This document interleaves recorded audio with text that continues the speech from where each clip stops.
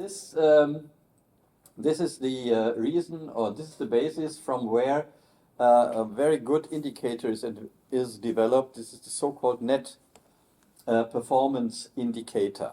Net performance indicator. And this indicator consists of a scale of these points from 10 to 1, or you can even also say from 10 to 0.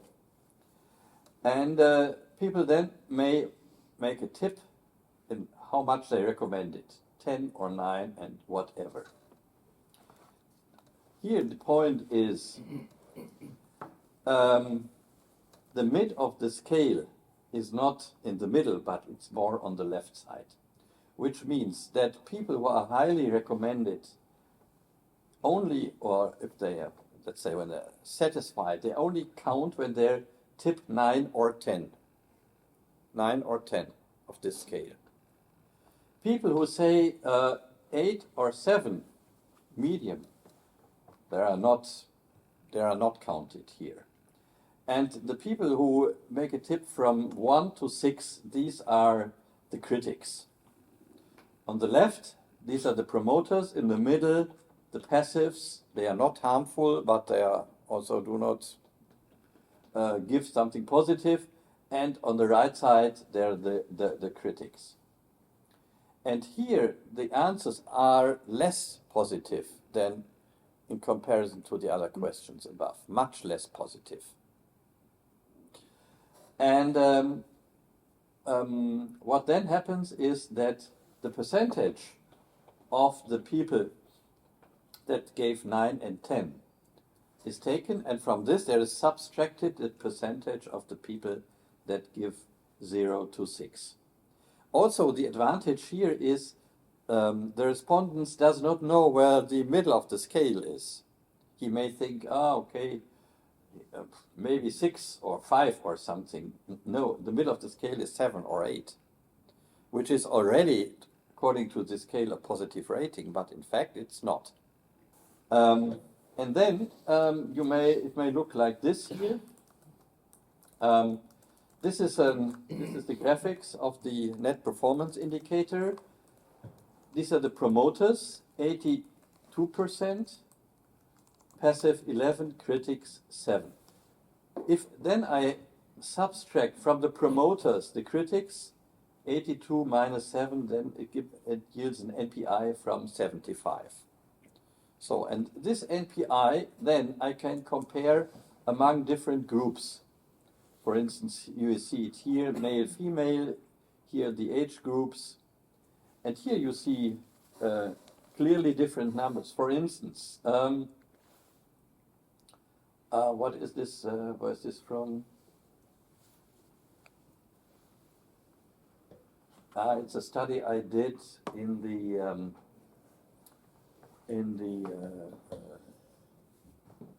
for the Dome of Cologne, the city of Cologne.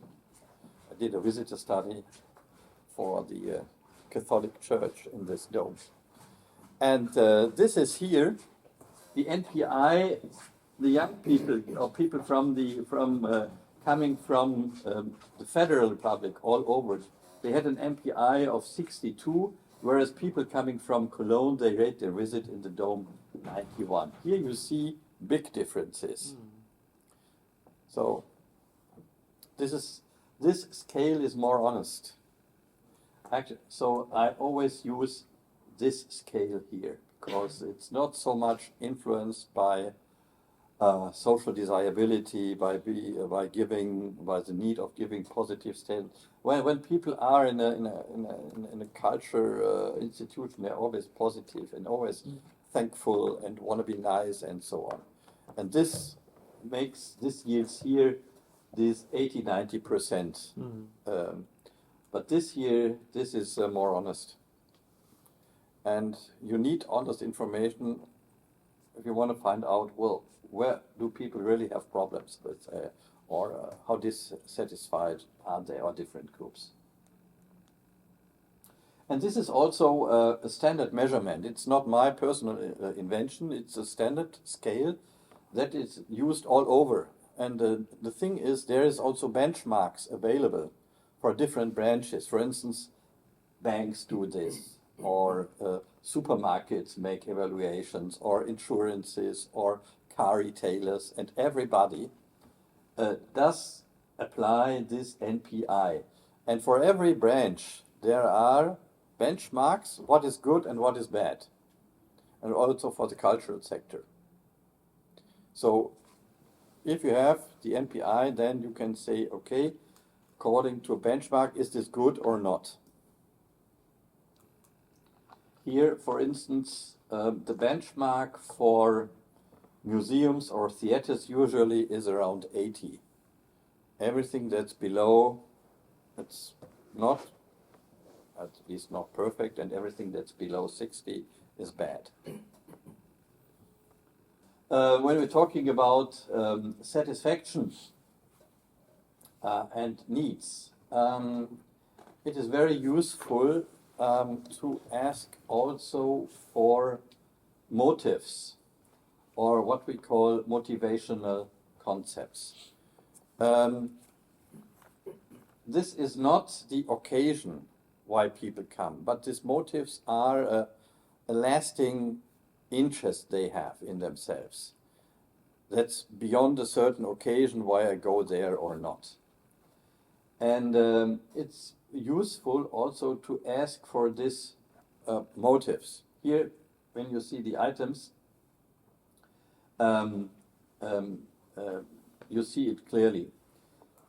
Here on the right side, you see different motivational concepts for visiting cultural office. One is escapism or escapismus. I want to be outside the real world because it's stressing me and it's exhausting and so on. I want to go to a calmer place, escapism. Learning education. I go there because I want to learn something new about art, about films, about a different composer, whatever.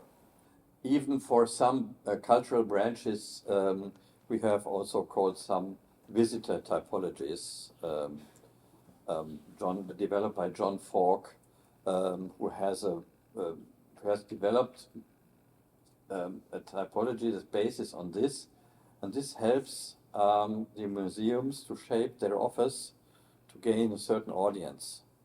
If I have an audience that wants to learn, basically, it's different than if I have an audience that is primarily entertainment oriented or just want to have social activities.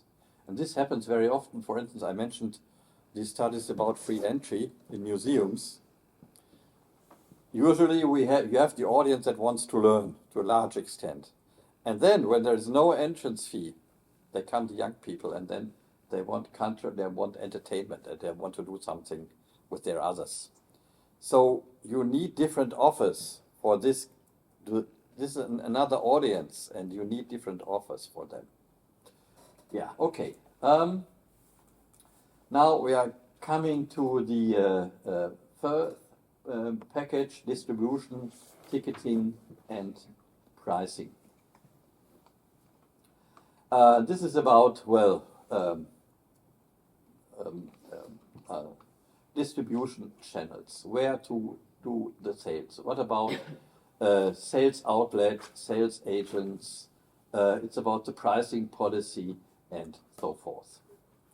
These are some questions where you can get an impression how well your sales network is working. Where did you buy your ticket? And here you have everything: telephone, online, writing, visitor organizations, travel plan, tourist association, and so forth. So this tells you how important the different channels are for your visitors, and also for different groups of visitors. Here we have the question: when did you buy your ticket? This is also what you were. Also, it's again important to combine this with different age groups, for instance, and you see that decision behavior is different. It may help also, for instance, for pricing. That, for instance, when you see there's a large amount of people that buy shortly before the concert, maybe you can give ticket discount or something for buying people in advance. Or for people who buy in a group, especially again for younger people. Also for timing the communication measure. When shall I start my campaign? Another point is willingness to pay. This is always an important question. What about the prices? Do I have the right price, or am I too low, or too high, whatever? So there are different questions where you can ask this. One possibility is this: how would you rate the ticket prices of the festival? Appropriate, somewhat, much too high, too low, not sure, don't know the price. There you get a first idea. Or, you can compare the answers with different subgroups, of course, as always. Also, here there's another question. This is a very interesting question. This is about price differentiation. If you could choose, what would be the maximum amount that you would be willing to pay for admission? And here the visitor is free to answer what he likes. Especially this question works when you are doing a non-visitor study, because when the visitor is in the venue, he already has paid a price. So most important or most interesting, this question is for non-visitors, and I show you. What you can do with this question. Actually, I wanted to show you this much more thoroughly, but since we are already very much ahead, I picked this out here and I show you this. This is about price elasticity, which means when I'm changing the price, what is the demand? Does the demand change or not? And does it change more as the price change in price or less? So elastic is, for instance, I higher the price by 10%, but the demand increases only by decreases only 5%. 10% higher, demand only 5% lower. This is an inelastic, rather stable demand. Or it's the other way around. I raise the price by 10% and the demand goes down by 30%.